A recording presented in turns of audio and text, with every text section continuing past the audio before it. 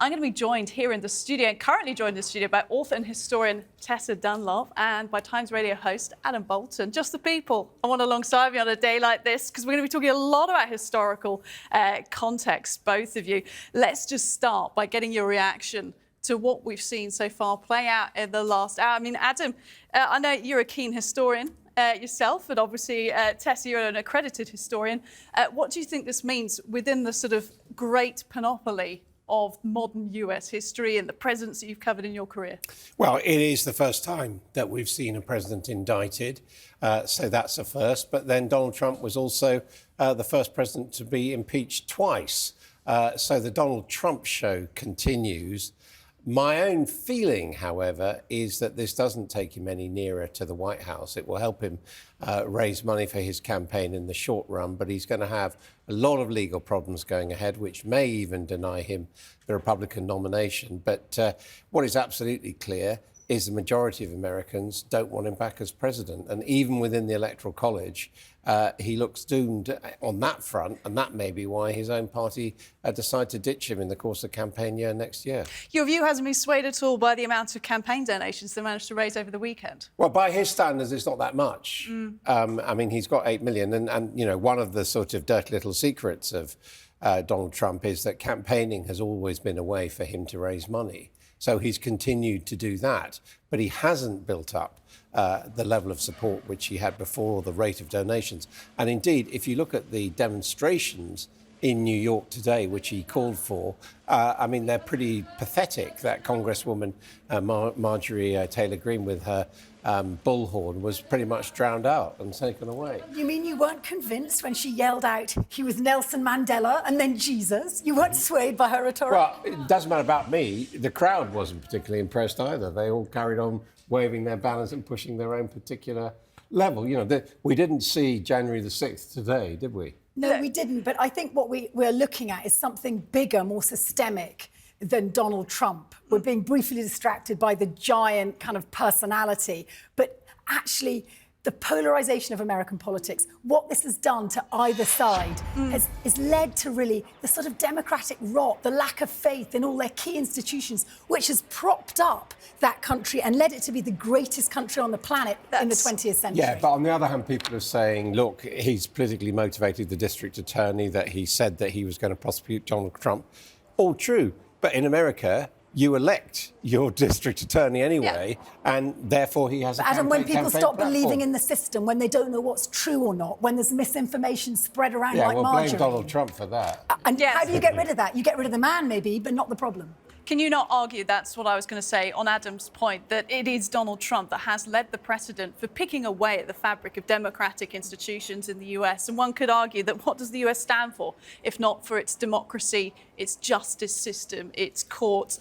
And if we take the line of questioning that we hear a lot, we've been hearing a lot over the last 90 minutes actually on this network, of this idea of sham trials, kangaroo courts, you know, you hear it again and again. Does that mean that the US justice system just doesn't work? I don't think it doesn't work. And actually what you're going to see here, like a sort of giant monster slowly masticating, it will run its course. And nobody knows actually what's going to happen and what the implications are for the primaries or the 2024 presidential election. The American justice system is much more negotiable and provisional than the system in this country or in France. You know, you've got individual states with different laws, you've got federal crimes at massive level. And, you know, just remember, how did they bring Al Capone to justice? They didn't do him for being a gangster. They did him on tax evasion. I mean, that's how American justice works. But Adam, why this matters is today, at the same time, and not making the headlines in the way Donald Trump is, we just saw Finland enter NATO. We've just got 800 more miles of border with Russia. Actually, what happens in America has direct implications for the geopolitics of the world. And at the moment, our freest democracy, our strongest military power on the planet, is severely compromised. Well, hang on, we might be better off talking about that. I agree with you, it's more important than the fate of Donald Trump. No, but they bleed into each other. However, the fact that NATO has expanded along the Russian border is a massive V sign to Donald Trump, who tried to hollow out NATO and, as we know, thought that President Putin was a genius. And don't forget, he could come back in as president in 24. And it will affect us, of course, if Donald Trump, and that's why we're talking about it here on Talk TV. I know you might be watching us from your sitting room in Manchester this evening, thinking, not more Trump, for God's sake, there's else going on in the United Kingdom. But he is the leader, once was the leader of what's called the free world. If he does again, of course, the implications ripple around the world, as Tessa and Adam just laid out. I want to talk a little bit about the historical context of this as well, because Donald Trump, first US president to face criminal charges, as we pointed out, impeached twice before. But this criminal charge thing, there he is in court this afternoon, slumped over the desk there, looking like any other ordinary citizen, pretty much, in the dock, if we can call it that, behind the table. But he's not...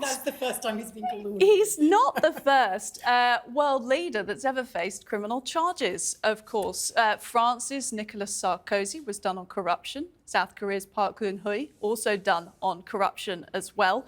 And of course, Berlusconi, the Bunga Bunga boy, he's been bouncing in and out of the courts for decades. Different fates awaited all of those people, different penalties, political suspension, etc. But I think what is key here, what stands out for Trump, is can he bounce back from arrest, even though he's not wearing handcuffs, but from this picture we're seeing this afternoon in the courthouse, straight back to the White House in 2024? Well, let us not forget Boris Johnson, he's not in the courts at the moment, but he is being pursued by the Privileged Committee of the House of Commons, which could end his political career. So we're not exactly exempt from this. Not immune, no. But that's what's interesting. Let's not forget, when he was first impeached, he was impeached twice, of course, that was about a then unknown Ukrainian president who he was trying to arm twist into doing dirty work against Biden in order for him to get a multi-million-pound deal to shore him up in the Donbass. That wasn't convicted. And that means that he can still stand for high office. You know, I look back and I think, if only on that case. The moment of truth for Donald Trump, I was there in Washington, D.C., was the second impeachment trial in the Senate, where the Senate was clearly wobbling on whether to impeach him or not. And in the end, the Republican Party decided that in their own interests of re-election fundraising, they would let him off after January the 6th. That was the moment. And since then, Trump has carried on with his show. He could have been finished off then. If he had been convicted by the Senate, that would have disqualified him from running from office. It's quite extraordinary, his power, isn't it? It really is, and I think that's important context as well, and what he does with this as well, because whatever happens, Trump obviously takes control of that narrative.